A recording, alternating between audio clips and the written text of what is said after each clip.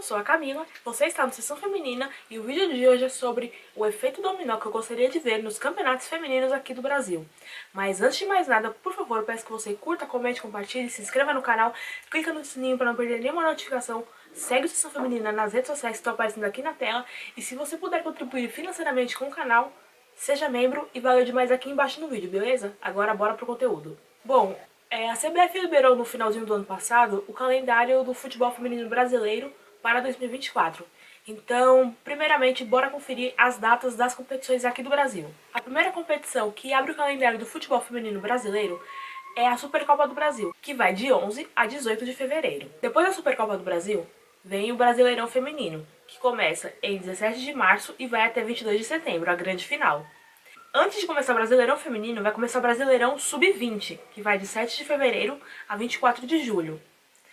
Em março tem o Brasileirão Feminino A3, de 30 de março a 29 de junho. O Brasileirão Feminino A2, de 13 de abril a 23 de julho. O Brasileirão Feminino 17, de 27 de julho a 17 de agosto. E por fim, as Ligas de Desenvolvimento Feminina Sub-14 e Sub-16, de 1º a 7 de abril. O que significa teremos o futebol bastante movimentado entre fevereiro e setembro. E depois disso, estaduais em alguns lugares mais organizados, como São Paulo, em alguns lugares a gente não sabe como vai funcionar, porque é tudo decidido de última hora. A gente não sabe se vai ter alguma competição regional, como gostaria de ver, por exemplo, a Copa do Nordeste Feminina, que falaram que ia ter. E até hoje não sei se teve ou não. Então eu já cheguei a comentar isso nas minhas redes sociais, no meu Twitter, mas eu nunca coloquei isso em vídeo, assim, eu nunca montei propriamente dito. Eu fui comentando ali com amigos, como eu gostaria de ver. Então eu resolvi montar em vídeo pra saber, inclusive, a opinião de vocês. Se vocês concordam, discordam, o que vocês gostariam de ver. Se vocês gostam do Campeonato Brasileiro como ele é atualmente. Então a primeira mudança que eu gostaria de ver é no campeonato. No calendário. Eu queria que o calendário fosse como no masculino. Ele é curto, como vocês puderam ver, é de março a setembro. Tem o finalzinho de janeiro, tem fevereiro. Tudo bem, fevereiro tem a Supercopa do Brasil. Mas a Supercopa do Brasil só se envolve 8 clubes no ranking da CBF, que é um ranking que eu não sei como funciona.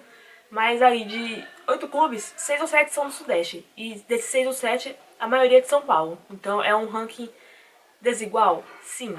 A culpa é dos clubes, que estão em cima no caso? Não, a culpa é de todo mundo tem sua parcela de culpa. Mas não é da Supercopa que eu vou falar agora, eu vou começar pelo Brasileirão, que eu gostaria que fosse calendário igual ao do masculino. O calendário do masculino é perfeito, lindo, maravilhoso, ideal? Não. Ele tem seus problemas, são muitos jogos. Apesar que 20 clubes num país tão grande como o Brasil, eu ainda acho que é pouco, deveria ser pelo menos 24. Ah, ficaria inchado. Aí precisaria remodelar novamente. Mas, nos modos atuais, o Brasileirão masculino é ok, o calendário. O calendário bagunçado, como vocês puderam ver. Começa o Brasileiro, aí depois vem um Brasileirão Sub-20 feminino, aí depois vem um A2, vem um Sub-17, vem um A3 e aquela bagunça. Então, acho que deveria ter essa organização, levando em consideração que tem futebol masculino praticamente do final de janeiro até o começo de dezembro, ou seja, são 10 meses de futebol. No feminino, temos aí 2 meses e meio de tempo ocioso, vamos dizer assim. Claro, os clubes paulistas têm aí o calendário completo porque tem o Paulistão, tem a Copa Paulista, tem a divisão especial que foi lançada no ano passado, mas e no resto do país? Entenderam? É uma coisa que eu também gostaria que fosse padronizada, baseado no masculino, que, lembrando novamente, não é perfeito, não é ideal, mas é ok, dá pra ir levando. É que o primeiro semestre deveria ser dedicado aos estaduais, então todos os estaduais deveriam ser no primeiro semestre e o Brasileirão ser no segundo, assim como a Libertadores já é lá no finalzinho do ano, também não é ideal, mas aí já é um assunto para um outro vídeo, mas poderia ser no primeiro semestre os estaduais, que já tem datas naturalmente menores, porque são menos clubes em relação ao masculino, e aí deixar o segundo semestre para o Brasileirão, ou pelo menos ali uns 6, 7, 8 meses só para o Brasileirão, e os estaduais ali no comecinho do ano. Novamente, não é o ideal, mas é um calendário minimamente organizado do ponto de vista da CBF, que a gente está vendo aí a bagunça que ela está. Não tem presidente, o treinador da seleção masculina é interino, a seleção feminina está com um trabalho novo. Então, assim, são várias coisas, várias nuances que a gente não sabe o que esperar, né? Mas, por enquanto, eu acho que esse deveria ser o ideal. Ter um padrão ali, tanto no masculino como no feminino, como é praticamente no mundo todo. Ah, mas o masculino é o padrão?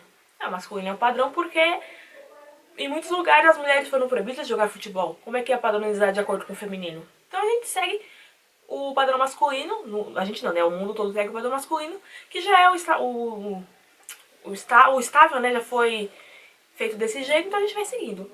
Quando houver alguma mudança lá no exterior, não vai refletir aqui no Brasil, porque os calendários, principalmente na Europa, são diferentes aqui do nosso. Mas a gente, quem sabe, começa a se mexer nisso, né? Enfim, é só um pensamento que eu gostaria que acontecesse no Brasileirão feminino, que fosse alinhado ao masculino, e os estaduais também, primeiro semestre de estaduais, ou pelo menos ali 1, 2 meses, já que os estaduais, cada estado faz o seu, do seu jeito, então o paulistão não é igual ao carioca, não é igual ao do gaúcho, não é igual ao dos estados nordestinos e assim por diante. A segunda mudança que eu gostaria de ver no calendário do futebol feminino brasileiro é que o Brasileirão, na primeira divisão e pelo menos na segunda, fossem de pontos corridos e de volta, como é no masculino. Por quê? É um turno único atualmente, são 15 jogos da temporada regular, e turno único que não é legal do ponto de vista dos clássicos, principalmente.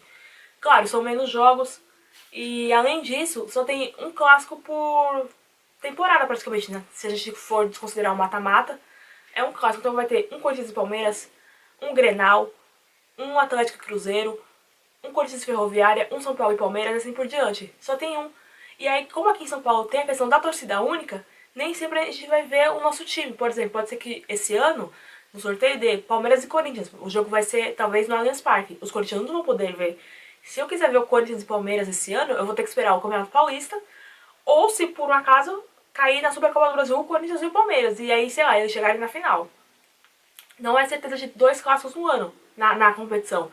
Se eu quiser ver, sei lá, 2 clássicos, aí seria um no Paulista e um no Brasileiro. E torcer para que pelo menos um deles seja em casa, para eu poder ver o Corinthians e o Palmeiras. Porque, novamente, só tem um clássico por temporada. E aqui em São Paulo os clubes têm torcida única, os clubes grandes, né? Então o Corinthians e Ferroviária tem torcida visitante, mas Corinthians e Palmeiras não tem.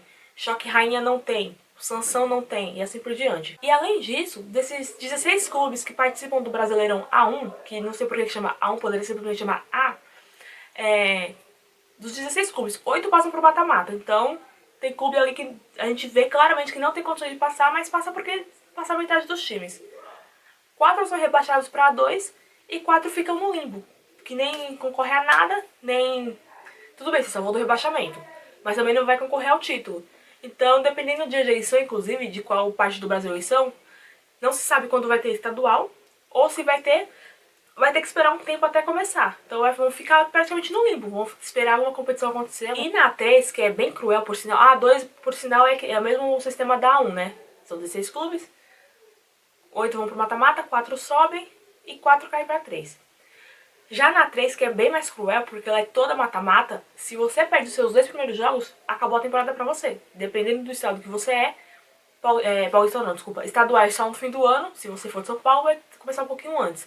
Mas se você for de outros estados, dependendo da organização do estado, da federação do estado, você não vai ter nada pra fazer. A A3 poderia ser regionalizada, já que muitos dos clubes da A3 não são de São Paulo, são de outros estados, então eles conseguem se concentrar regionalmente, né? Estão ali mais perto, porque São Paulo já tá nas séries A1 e A2. Então dá pra fazer a série A3 regionalizada ali, uma fase de grupos, se preferirem, uma fase de grupos regionalizada, e os melhores passam pra esse mata-mata.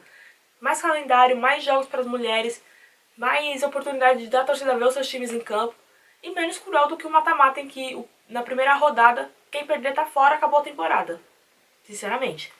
Mas aí as pessoas dirão, Camila, mas o Corinthians vai ganhar todos os anos se for nos pontos corridos. Gente, o Corinthians já é o atual tetracampeão e detentor de 5 títulos. Se é pontos corridos, se é mata-mata, se é qualquer outro formato, o Corinthians vai concorrer.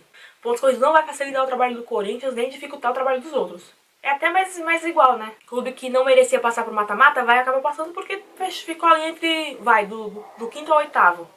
Se fosse pelo menos no mata-mata passassem 6 clubes como é na NWSL, 6 clubes já fica mais afunilada a disputa, já fica bem mais legal. Mas 8 times passando, tem time que vai empurrando com a barriga, vai empurrando e acaba passando. Número 3. A terceira mudança que eu gostaria de ver e que eu vejo muita gente pedindo é a volta da Copa do Brasil. Aí sim, se tivesse um Brasileirão de pontos corridos igual no masculino, daria a chance de voltar a Copa do Brasil que aí sim seria toda mata-mata como é no formato masculino. Novamente, mais uma competição da CBF longe do ideal, mas ok, os clubes permitem que seja assim, eles assinam, eles atestam que gostam desse jeito do formato atual e dá tudo certo. Então, eles decidem quem sou eu pra bater de frente. Mas seria legal se a Copa do Brasil Feminina voltasse. Lembrando que a última edição foi em 2016 e o campeão foi o Corinthians Audax. E a número 4 e última que eu gostaria de ver essa mudança é na Supercopa do Brasil, que eu citei no começo do vídeo, desculpa, que ela poderia ser simplesmente o campeão brasileiro contra o campeão da Copa do Brasil. Mas a Supercopa do Brasil são os 8 melhores ranqueados da CBF. Eu tenho que admitir que não entendi como funciona esse ranking até hoje, mas eu sei que o Corinthians está lá no topo. É um dos primeiros, se não o primeiro, e ele está sempre lá. Inclusive o Corinthians é atual bicampeão das 2 primeiras edições. Então eu acho que eu gostaria que fosse como é no mundo todo. Talvez na Espanha não. Na Espanha eles fizeram ali um Final Four, um quadrangular. Não faz muito sentido, mas dinheiro manda. No mundo todo, o campeão do campeonato, ou da liga, né, dependendo de quem organiza, e o campeão da Copa se enfrentam, alguém ganha e é isso. Poderia ser assim, seria excelente, seria uma disputa incrível. E aí seria justa, porque vai ter time esse ano que não ganhou nada e vai dar na Supercopa por causa do ranking. Sei lá, eu acho Camila, acho uma disputa meio desigual. Mas a CBF quis assim, então paciência. Mas eu gostaria de ver aí uma Supercopa em que é só o jogo único, como no masculino, inclusive. Como voltou a Supercopa masculina há alguns anos. Campeão do Campeonato Brasileiro, campeão da Copa do Brasil. Inclusive esse ano vai ser um clássico que a gente não sabe como é que vai fazer, porque é São Paulo e Palmeiras, e aqui em São Paulo e Palmeiras é com torcida única. Então não se sabe como vai proceder esse jogo. Seria muito injusto, inclusive, só uma torcida poder assistir o clássico. Mas é isso. Inclusive, o problema do ranking é que os clubes do Sudeste sempre serão os primeiros. Por N razões que também não vai caber nesse vídeo. Mas os clubes do Sudeste sempre serão os primeiros. E dentro dos clubes do Sudeste, os clubes de São Paulo sempre serão os primeiros. Pode ter ali uma variação de um outro, mas esse ranking é muito desigual por isso. Porque vai ser sempre os mesmos clubes, da mesma região, do mesmo estado, e aí os outros ficam de lado. Claro, os clubes também têm a sua parcela de culpa, não é tudo culpa da CBF, os clubes também têm que fazer a sua parte, mas eu acho que poderia ser assim, né? Sai o ranking, volta a Copa do Brasil, vem o Brasileirão em pontos corridos, e aí um assunto puxa o outro. Inclusive por isso que esse vídeo chama Efeito Dominó no futebol feminino brasileiro, porque uma mudança vai puxando a outra, até que a gente tem uma reforma completa no futebol brasileiro feminino. Claro, são só opiniões minhas aqui, não tem nada sendo conversado, nada de nada. É apenas a minha opinião aqui, uma opinião assim, que eu já tenho há bastante tempo, conversando no Twitter, trocando ideia com amigos, inclusive. Aí eu pensei em fazer esse vídeo, saber também a opinião de vocês, se vocês estão gostando do campeonato como ele é, se vocês gostariam de ver mudanças, quais outras mudanças vocês gostariam de ver, enfim, é mais um bate-papo mesmo. Porque esse campeonato já tá ficando saturado, não é saturado nem a palavra ideal, mas já tá ultrapassado, poderia ter mais mudanças, poderia ter mais times talvez, mas mais times só que só vão passar 8, não sabemos, no formato atual, quero dizer. E outra coisa também que a gente não leva em consideração, que eu lembrei agora, inclusive, não tá no roteiro original, mas eu lembrei agora. Com o Campeonato Brasileiro, com apenas 15 jogos de temporada regular, de primeira fase no caso, não tem como ter um álbum de figurinhas. Tem álbum de figurinhas da Women's Super League, Campeonato Inglês Feminino. Tem o álbum de figurinhas do Campeonato Feminino Espanhol, a Liga F. Tem o álbum de figurinhas do Brasileirão masculino, mas não tem do Brasileirão feminino. Olha que oportunidade poderia ter. Pontos corridos, mais tempo de campeonato. Daria até de fazer um álbum de figurinhas. Inclusive o álbum da Women's Super League foi lançado essa temporada agora pela Panini do Reino Unido, que só tem pra vender lá também, não adianta procurar aqui no Brasil, que não existe pra vender aqui. Mesma coisa do Campeonato Espanhol, só tem pra vender na Espanha o álbum lá delas, e é bem legal. Eu já vi um pouquinho de como é por dentro dos álbuns, porque no TikTok muitas pessoas estão fazendo vídeos abrindo figurinhas e colando. É um tipo de conteúdo que eu gosto de assistir no TikTok, pessoas abrindo álbum de figurinhas e colando. Então, até mesmo um álbum de figurinhas seria possível se houvesse essas mudanças no Campeonato Brasileiro. E a mesma coisa também nos campeonatos de base. A gente não pode esquecer os campeonatos de base, são todos muito curtos, mas aí precisaria de um outro calendário só para base feminina, com mais datas, talvez mais competições até, um sub-12, um sub-9, um sub-11, enfim. Campeonatos até internacionais, dependendo, poderia conversar com a Conmebol, fazer uma Libertadores sub-17, um torneio ali específico com clube sub-20, assim por diante. Dá pra fazer muita coisa mesmo, muita mudança. Mas eu pontuei essas principais, que no caso é o topo da pirâmide, né? O topo ali, a primeira divisão. E se você gostou desse conteúdo, por favor, curte, comenta, compartilha, se inscreve no canal, ativa o sininho para não perder nenhuma notificação. Se inscreve nas redes sociais também, lá no Instagram e no TikTok. No TikTok, aliás, você pode ver as camisas da minha coleção, que eu postei várias camisas lá. O pessoal tá comentando, respondendo nos comentários, e eu respondo em vídeo algumas.